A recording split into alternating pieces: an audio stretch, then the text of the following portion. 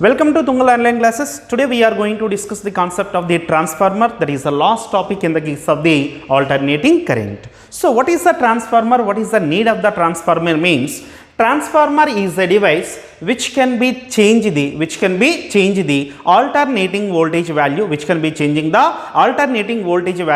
without changing its frequency as well as its power. Such a type of device we are calling as a what? Transformer. So how can we define the transformer? It is a device which can change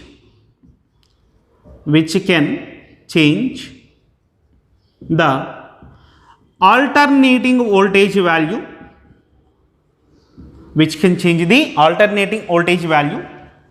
without changing its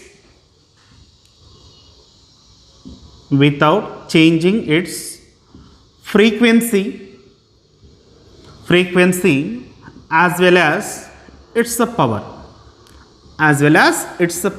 Such a type of device we are calling as a water transformer. So what is the definition of the transformer? It is a device which can be changing the alternating voltage value without changing its frequency as well as the power. So we have two types of transformers. What are they? The first one is a what? Step down transformer, and the second one is a what? Step up transformer. How can we define step down transformer? So in the case of the step down transformer, already we told what is the role of the transformer. The role of the transformer is it will be changing the voltage value. So how can we define the step down transformer means? The role of the step down transformer is it will be changing the high voltage low current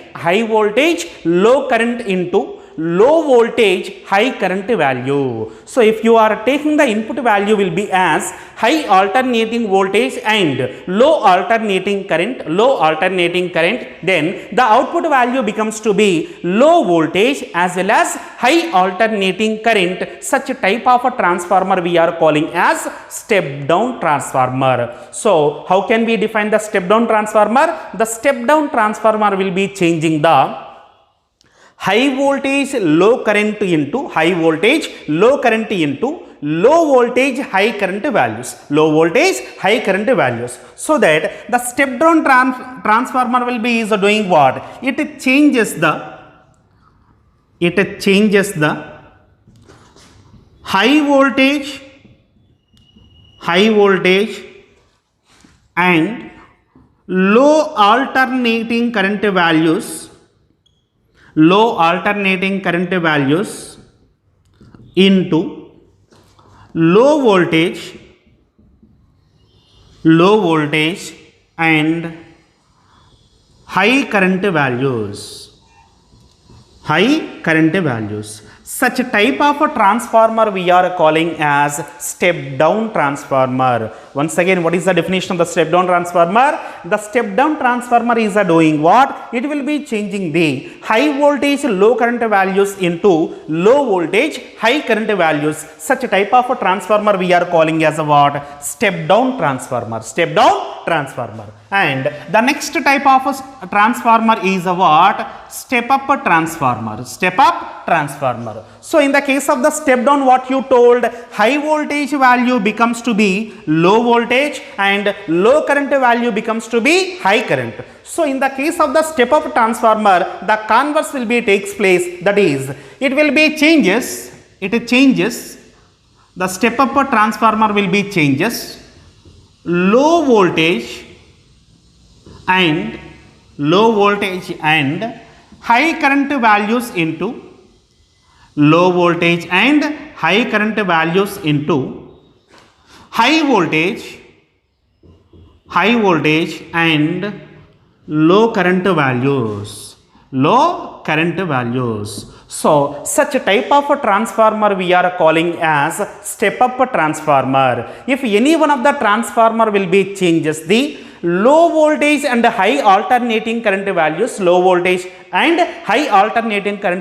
into high voltage comma low current values, such a type of a transformer we are calling as a what? Step up transformer. So Here, the next concept is a what?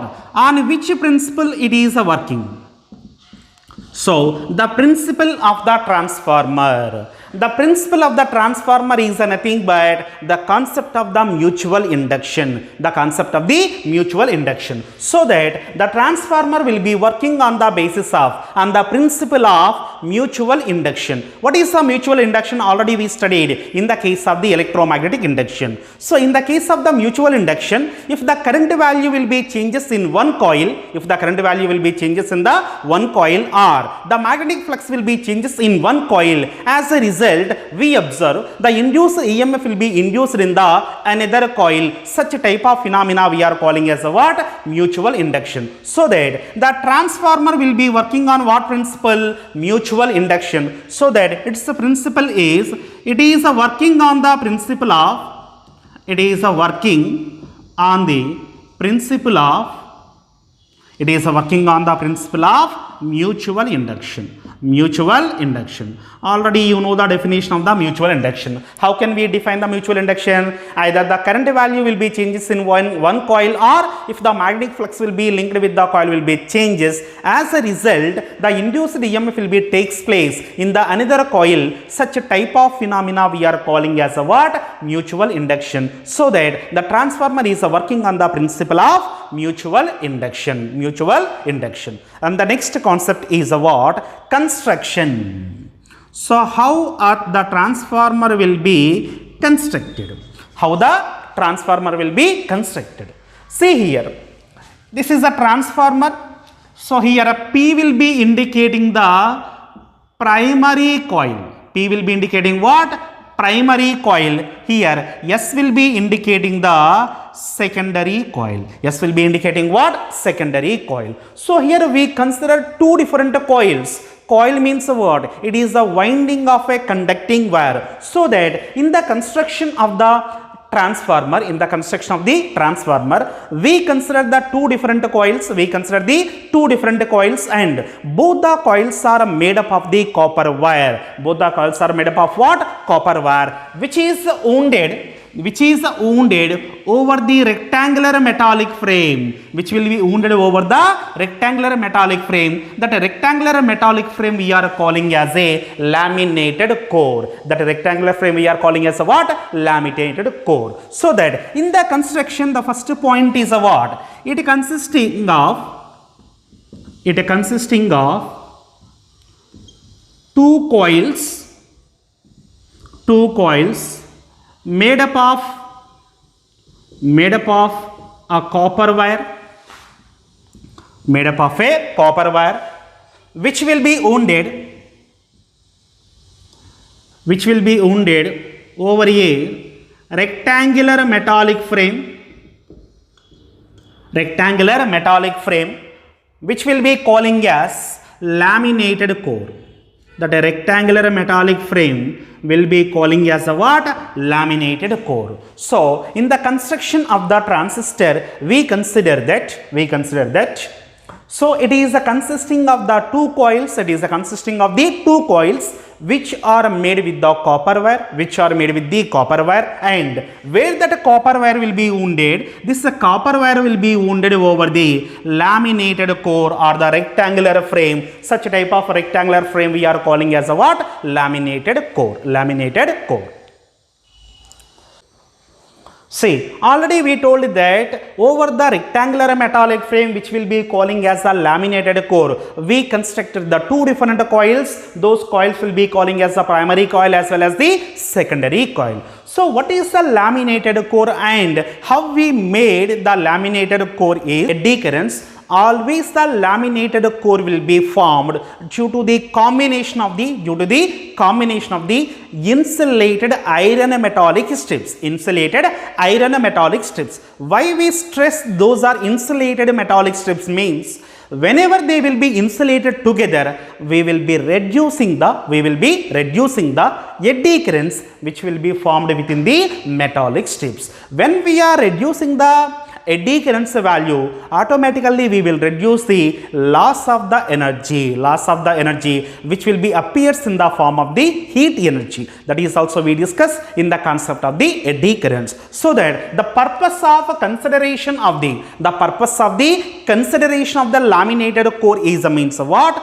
To reduce the loss of energy. This point we have to keep in mind. What is the need of the laminated core? The need for the laminated core is what? To reducing the energy loss. So because of that reason we consider the laminated core. And in this transformer, so one of the coil we are calling as a primary coil and the another coil will be taken as a what? Secondary coil. So in that primary coil, whatever the source of EMF we consider, that source of EMF or alternating source of EMF will be applied in the primary coil only. So we consider how many coils here? Two different coils we consider, and we are calling them as primary coil as well as secondary coil. So where we are placing the alternating source of EMF means we are placing the alternating source of EMF in the primary coil. And so whenever the alternating current is passing through the primary coil, so it is a variable current. As a result, a variable magnetic field will be developed. As a result, due to the change in a magnetic flux, induced EMF will be produced in the case of the secondary coil. Induced EMF will be takes place in which coil? Secondary coil. Applied voltage will be applied in where? Primary coil. So this is the construction of the transformer. And one more thing we have to remember, that if you consider step-up transformer, in the case of the step-up transformer, the number of turns in the primary coil, must be less than the number of turns in the secondary coil. If you consider the transformer will be the step-up transformer, what is the required condition here? The number of turns in the primary coil must be less than the number of turns in the secondary coil. Like that we have to consider the step-up transformer. And one more point we have to remember, that if you consider the step-up transformer, the thickness of the copper wire is more in the case of the primary coil. The thickness of the copper wire what we take in the case of the solenoid, that is more, as well as the thickness of the copper wire what we take in the secondary coil will be less. So the thicker wire you consider in the case of the primary coil, the thicker copper wire will be considered in the case of the primary coil, and a thinner copper wire will be considered in the case of the secondary coil. So like this we have to construct the transformer. So this is the construction of a given transformer. Is working. Next one is what? Working of the transformer. See here, just now only we told, in the case of the transformer, two different coils we consider. One of the coil will be naming as a primary coil, another coil will be naming as a what? Secondary coil. Already we told, for the primary coil, what we connected here? Alternating source of EMF. Always for the primary coil, what we have to supply? We have to supply the alternating voltage, and the output will be taken across the secondary coil. Input will be applied for the primary coil and output will be collected across the secondary coil. Now we will see, when we apply the alternating source of EMF to the primary coil, as a result, alternating current will be passing through the coil. So what is the alternating current? The alternating current will be represented by I is equal to I naught sin omega t. I is equal to what? I naught sin omega t. So the magnitude of the instantaneous current value will be always changes. So it is in the form of a solenoid. Whenever the current is flowing through the solenoid, magnetic field is also produces. magnetic field is also produces. The produced magnetic field is also a variable magnetic field. The produced magnetic field is also what? Variable magnetic field. Why the variable magnetic field? Already we know the formula for the magnetic field induction. In the case of the solenoid, B is equal to what? Mu naught Ni. B is equal to what? Mu naught Ni. So that is the magnetic field intensity expression what we found in the case of the given solenoid. If the current value will be constant, whatever the magnetic field that is produced inside the solenoid or inside the primary coil is also to be constant. But here, which type of source we consider here? Alternating source of EMF. Alternating source of EMF means what? So, its magnitude as well as the direction is always changes with respect to the time. The magnitude of the EMF changes as well as direction is also changes. So, this cycle we are calling as a positive half cycle. This cycle will be taking as a what? Negative half cycle. So, since the current is also changes sinusoidally, as a result, you are getting the magnetic field in the form of B is equal to B naught sin omega t. B is equal to B naught sin omega t. That is, sinusoidal magnetic field will be formed. Once the sinusoidal magnetic field will be formed, for the first positive half loop, the magnetic field value will be positive. For the second half loop, the magnetic field will be negative. So that whenever the current is passing through the primary coil, magnetic field will be developed. As a result, whatever the laminated core we consider, that laminated core will be magnetized. Which is magnetized here? The laminated core will be magnetized. Initially in one direction and later in the opposite direction, which will be takes place continuously. So, whenever the magnetic field value will be changes,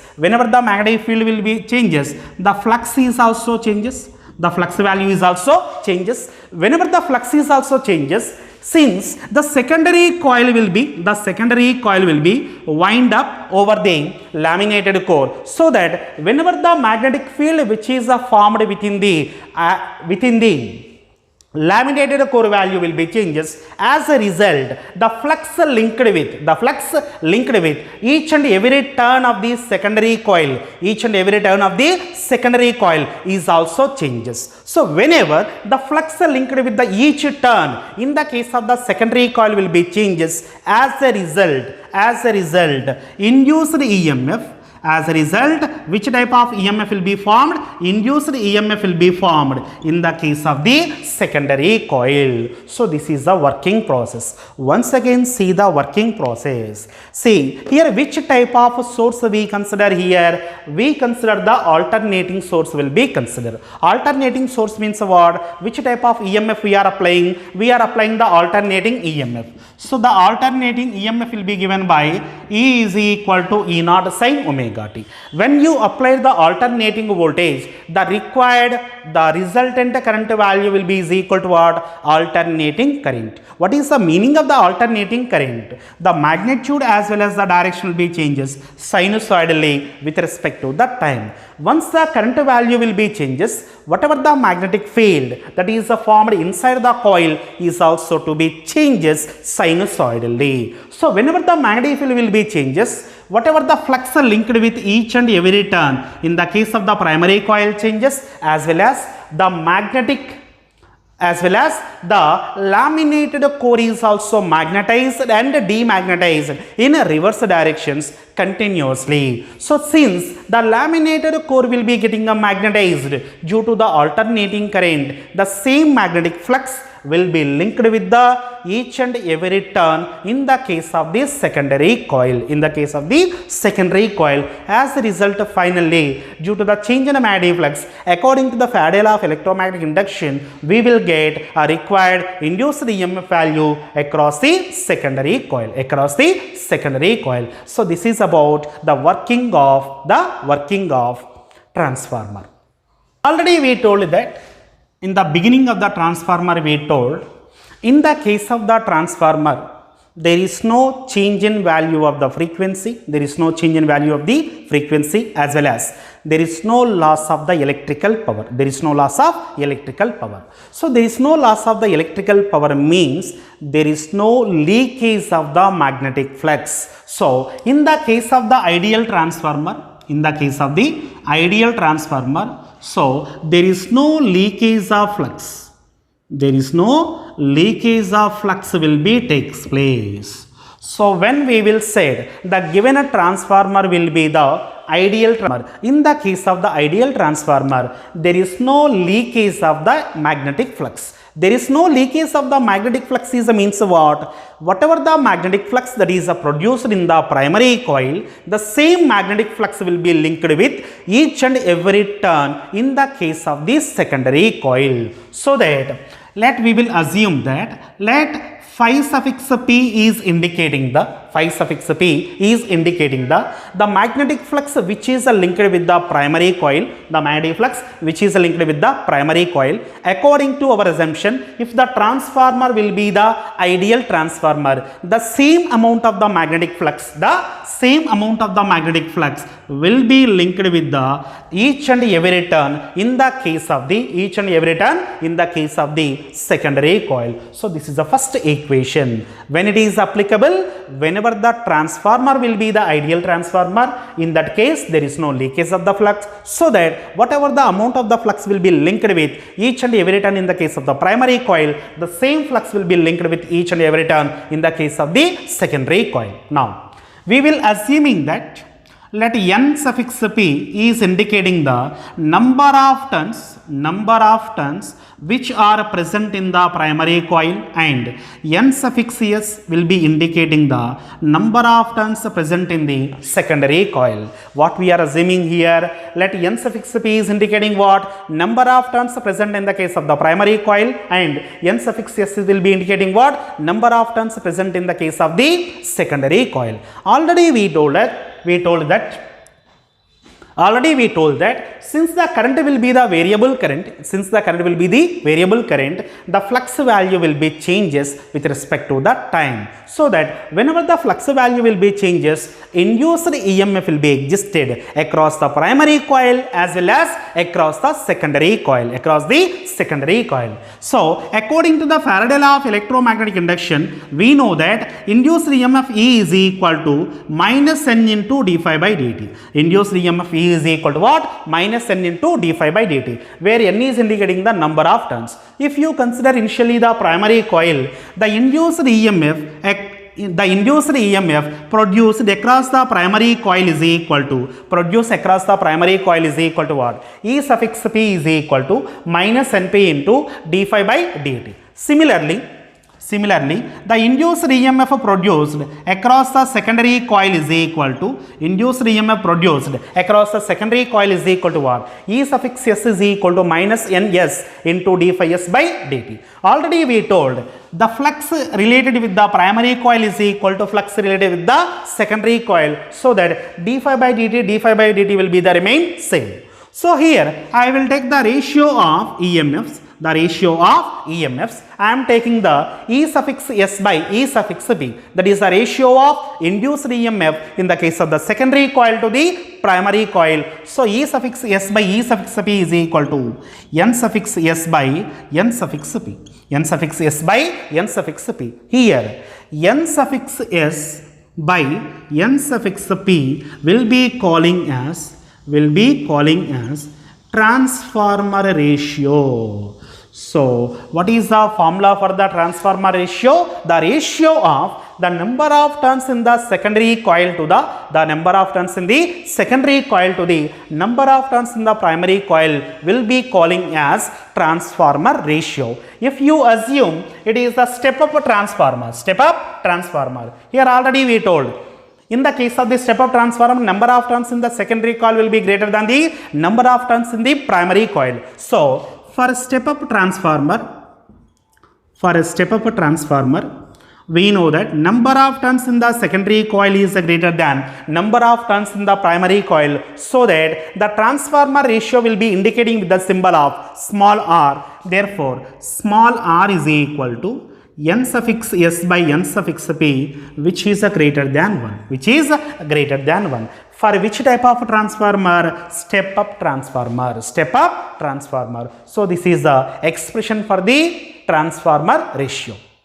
Already we told in the case of the ideal transformer, there is no loss of the energy. There is no loss of the energy. There is no loss of the energy means what? The energy should not be dissipated in the form of the heat energy. That means, so in the case of the ideal transformer, there is no resistance placed. There is no resistance is placed in the primary coil as well as secondary coil. So in the case of the ideal transformer, there is no resistance will be present within the circuit. So here, if there is no resistance is present either in the case of the primary coil as well as the secondary coil, so for the primary coil, applied EMF is equal to induced EMF. For the primary coil, applied EMF value is equal to what? Induced EMF. What is the applied EMF? The applied EMF for the primary coil will be taken as V suffix P. The applied EMF for the primary coil will be taken as what? V suffix P. And induced EMF in the case of the primary coil will be taken as what? E suffix P. Now, coming to the secondary coil, so whenever the transformer will be said to be the ideal transformer,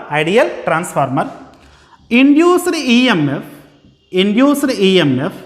which is produced in the case of the secondary coil is equal to output voltage which is collected across the terminals of the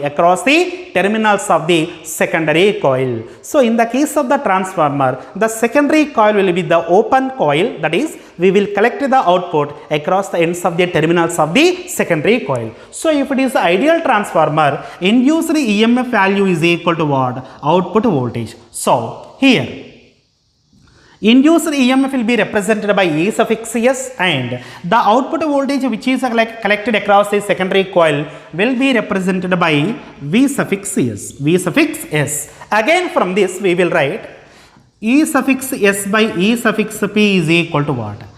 V suffix S by V suffix P, which is also is equal to NS by NP, which is also is equal to small r.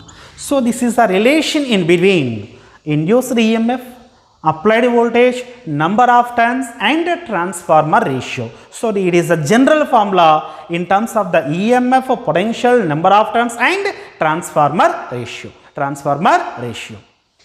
Again we are saying that if the transformer will be the ideal transformer, already we told in the definition of the transformer, there is no change in frequency, there is no loss of power. In the case of the ideal transformer, what we told, there is no loss of the power. There is no loss of the power means what?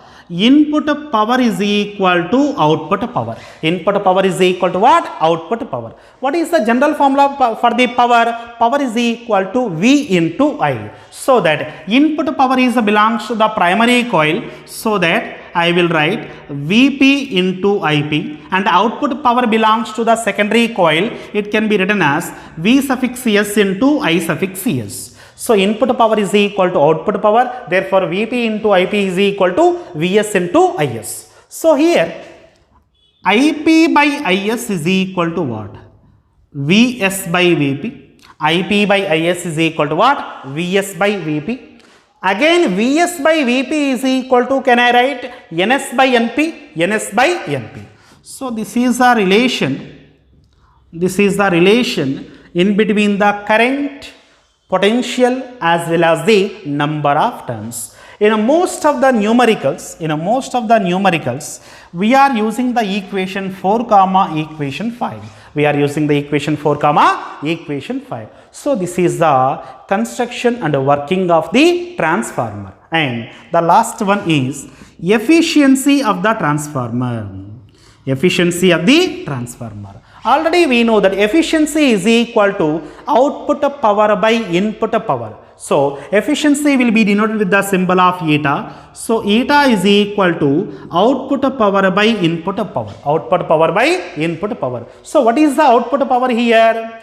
Eta is equal to Vp into Ip by Vs into Is. So this is the expression for the efficiency of a transformer. Efficiency of a transformer. So this is the theory of alternating current. Now we are going to discuss the numericals. Discuss the numericals. Already you have the NCERT textbooks. That's why I am not writing the question on the board.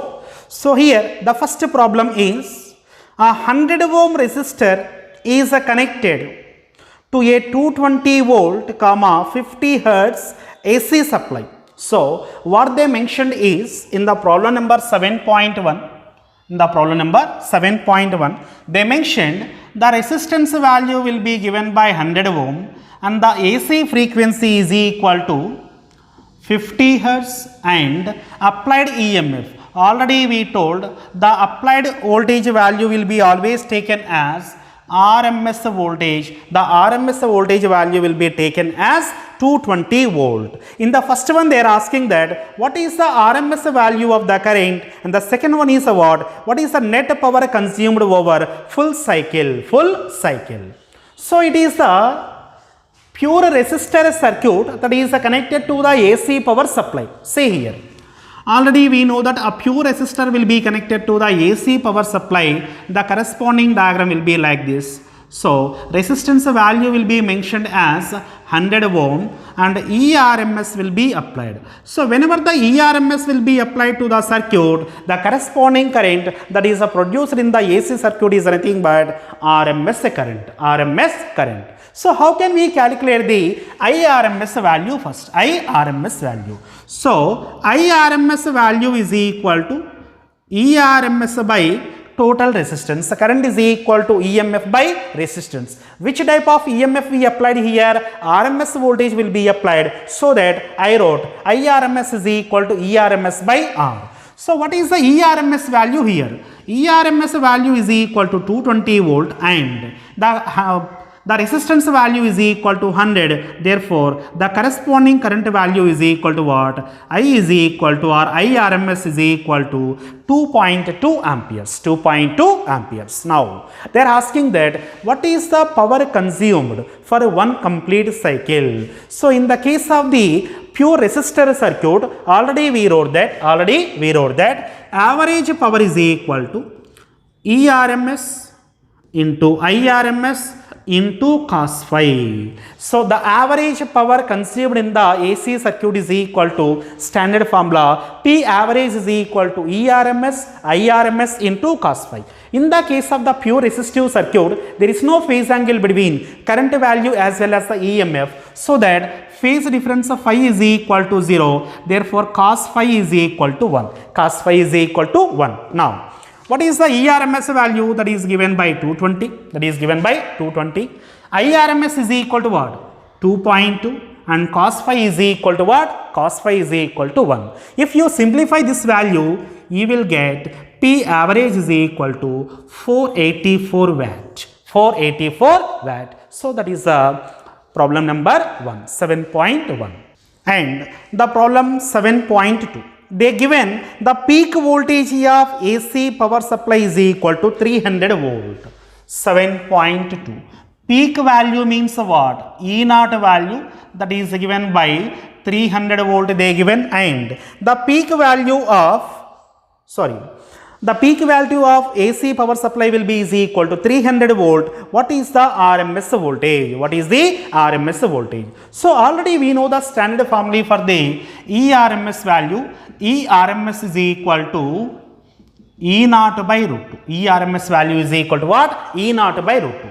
Already peak value they given and they are asking the RMS value. So E naught value is equal to what? 300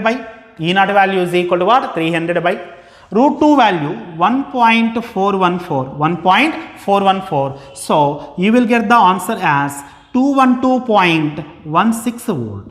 212.16 volt. So this is the RMS value. This is the first problem. This is the first problem. Next, in the second problem, they given RMS current value given. IRMS value will be given by 10 ampere. In the second problem, what they given? IRMS value is equal to what? 10 ampere. They are asking the peak value of current. So again, same formula. IRMS is equal to what? I naught by root 2. IRMS is equal to what? I naught by root 2. Here, I naught value will be indicating the peak value. Therefore, peak value I naught is equal to root 2 into IRMS. Root 2 into IRMS. What is the root 2 value? 1.414. IRMS is equal to 10 ampere. Therefore, the peak value of the current will be given by I naught is equal to 14.14 ampere. So this is our the problem number 7.2. Peak value, peak EMF given, RMS EMF they are asking. RMS current given, they are asking the peak value of the alternating current. So this is our problem number 7. Next, see the problem number 7.3. So in the 7.3 they given a 44 millihenry inductor is connected to 220 volt, 50 hertz AC supply. Determine the RMS value of the current in the given circuit. See here, they given one inductor coil. Whose inductance value is equal to what? So first we will write the given data. They given inductance value is equal to 44 millihenry. So that value 44 into 10 power minus 3 Henry. What they given? Inductance value given. And they applied the 220 volt, 50 hertz power supply. Already I told, whatever the measured values will be there, those values must be taken as RMS value. So what value they given? ERMS value given. ERMS value is equal to what? 220 volt, and frequency of the AC supply is equal to what? 50 hertz they given. Now what value they are asking? So whenever the current is flowing through the circuit, that RMS current value they are asking. To find the current value, we need the resistance that is offered by the inductor coil. The resistance offered by the inductor coil is nothing but inductive reactance. That inductive reactance value is equal to XL is equal to L omega. That is nothing but 2 pi F into L. So 2 into pi value is equal to what? 3.14, and frequency is equal to 50 hertz. Frequency is equal to what? 50 hertz, and L value is equal to 44 into 10 power minus 3 ohm. L is equal to what? 44 into 10 power minus 3 Henry. So if you simplify, you will get the inductance value is equal to, XL value is equal to 13.186 ohm. So what you got the value of the XL? XL is equal to 13.186 ohm. Now we are going to calculate the RMS value of the current. So here IRMS is equal to ERMS by X suffix L. IRMS is equal to what? ERMS by X suffix L. So here, what is the ERMS value? They mentioned the ERMS value is equal to 220. XL is equal to, you got 13.186. If you simplify that value, you will get IRMS is equal to 15.92 amperes. 15.92 amperes. So that is the RMS value of the current which is flowing through the inductor coil when we apply 220 volt power supply and 50 hertz of AC frequency. This is about the problem number 7.3. 7.4, there they given a 60 microfarad capacitor is connected to a 110 volt, 60 hertz AC power supply.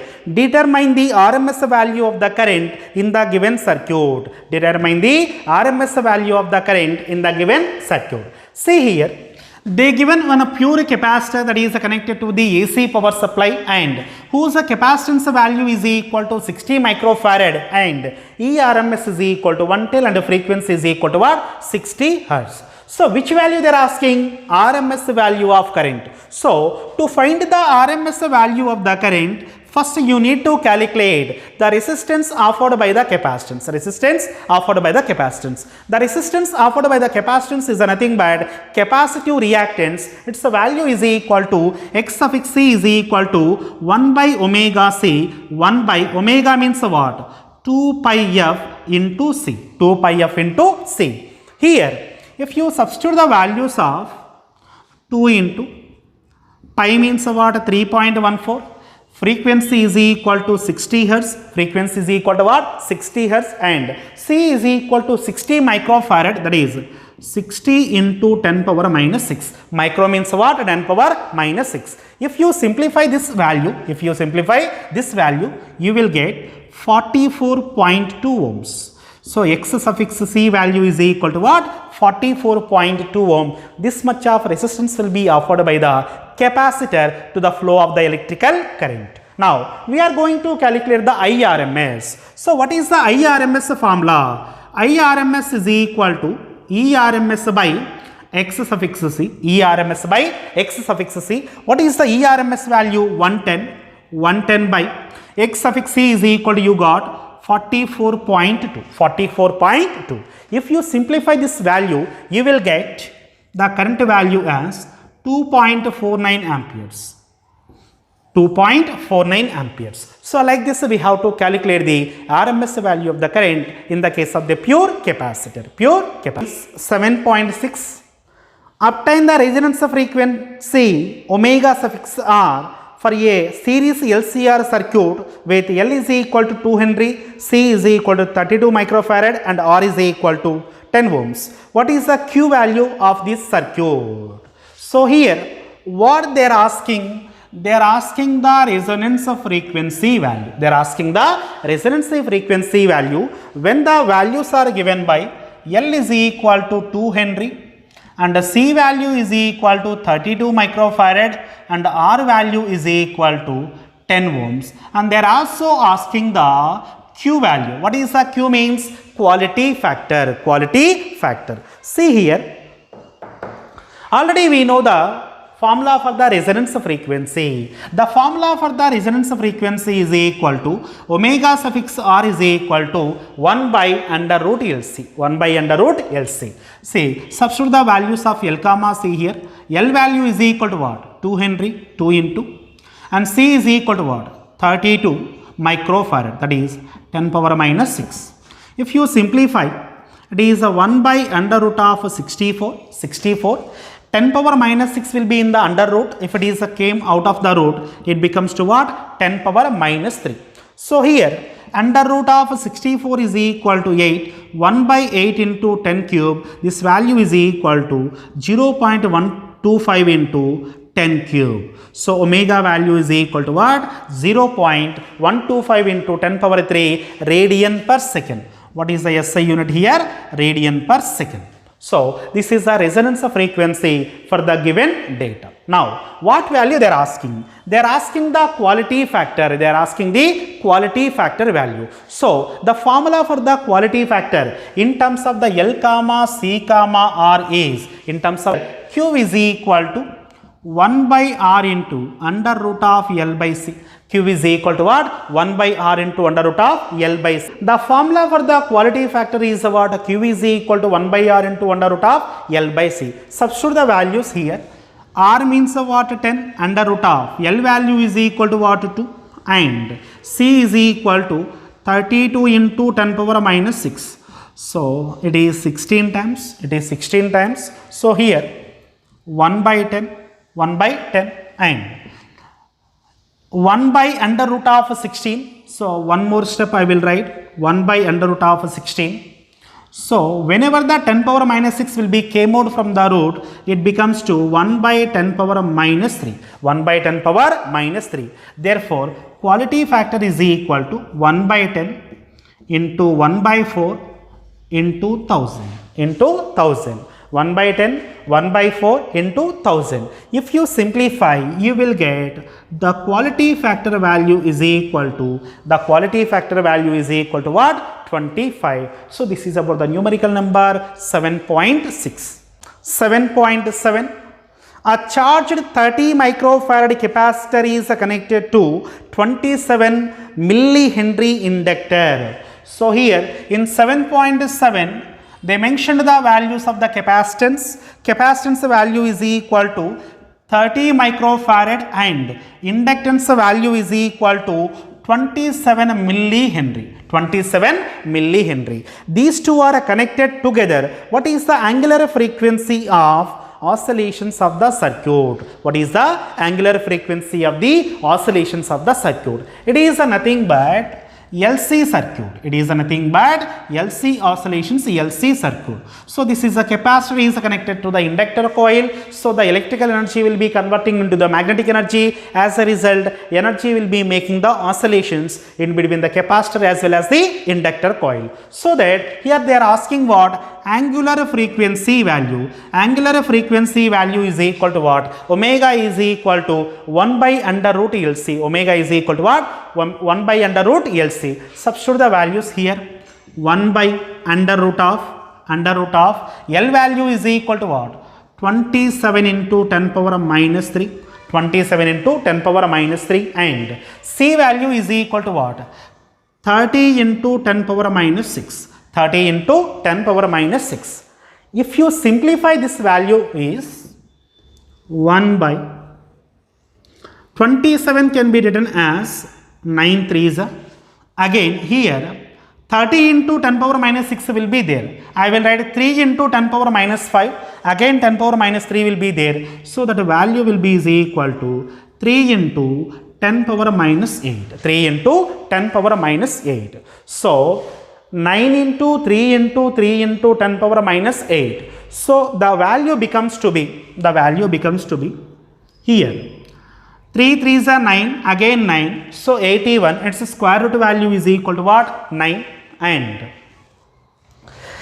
10 power minus 8 value will be coming out of the root. Its value is equal to 10 power minus 4. If it is came to the numerator, its value becomes to be 10 power plus 4. 10 power plus 4. So if you simplify that value, you will get omega is equal to 1111.11 or if you simplify this value 1.1 into 10 power 3 radian per second.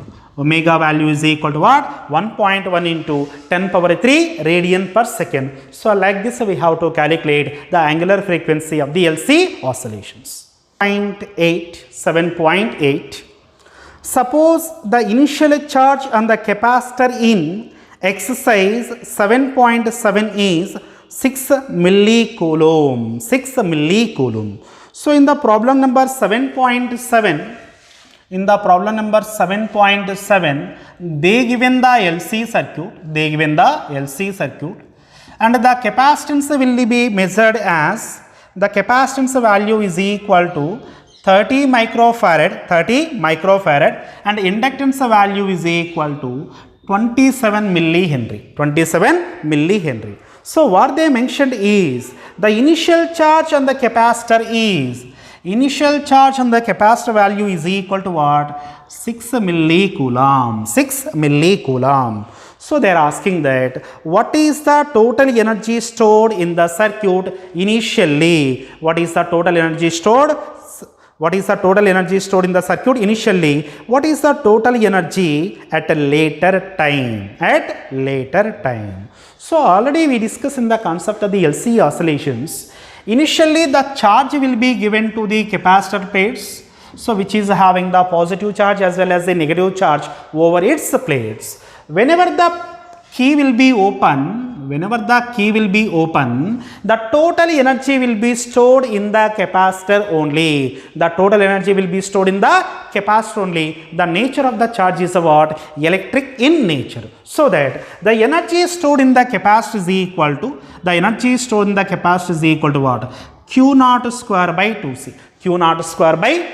What is the Q naught value? 6 millicoulomb. So that is equal to what? 6 into 10 power minus 3 whole square. 6 into 10 power minus 3 whole square and 2 into 30 into 10 power minus 6. 30 into 10 power minus 6. If you simplify this value, you will get you will get the value is the energy stored in the capacitor will be given by U suffix E is equal to 0.6 joule. 0.6 joule. That is, whenever the key will be open, whatever the initial charge will be there, that initial charge will be stored. In the case of the capacitor only, the value of the energy is equal to what? U suffix E is equal to what? 0.6 joule. Now, they are saying that whenever the key will be closed, so whenever the key will be closed, the capacitor will be in the discharging mode, the capacitor will be in the discharging mode. So, some of the electrical energy will be present as well as the magnetic energy is also present.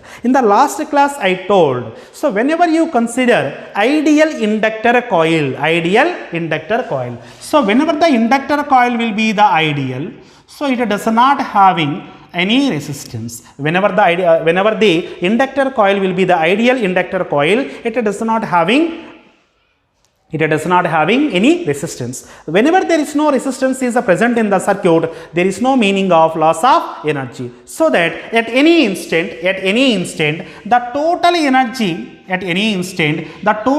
which is present in the case of the LC circuit will be constant. So that in this case, when you assume the inductor coil will be the ideal coil, there is no loss of energy in the form of the heat. So this is the problem number 7.7.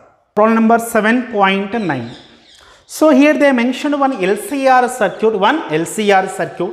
Inductance of the coil is equal to 1.5 Henry. Capacitance value is equal to 35 microfarad and the resistance value is equal to 20 ohm. And the resistance value is equal to what? 20 ohm. And here the RMS voltage which is applied to the circuit will be is equal to what? 200 volt. So here what they are asking, whenever the frequency of the supply is equal to natural frequency of the circuit, the frequency of the applied voltage is equal to natural frequency of the LCR circuit. Applied frequency value is equal to what? Natural frequency of the LCR circuit. What is the average power transferred to the circuit in one complete cycle?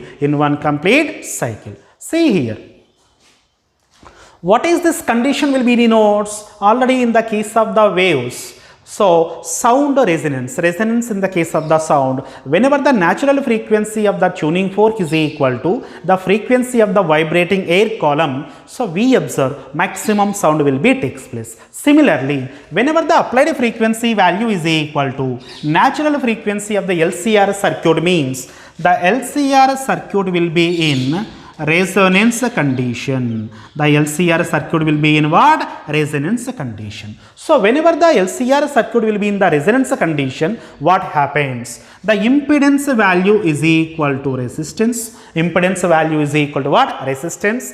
XL value is equal to XC. XL value is equal to what? XC. And there is no phase difference between the EMF and the current. Whenever the LCR circuit will be in the resonance condition. Now, what value they are asking? Average power consumed. Average power consumed is equal to ERMS, IRMS into cos phi. ERMS into cos phi. We don't know the IRMS value. So that I will write ERMS. IRMS is equal to what? ERMS by impedance. Actually, the impedance value is equal to what? Resistance. That's why I am writing directly. And this value is equal to what? Cos 0. So substitute the values. What is the ERMS value? 200. So this is what? 200 whole square by 20. So this is equal to what? 200 into 200, this value 20. So the final answer is P average is equal to 2000 watt. So that the average power consumed in the case of the LCR circuit will be equal to what? 2000 watt. These are the numericals about the alternating current. Some of the numericals are there. You try to practice them. Okay. Thank you.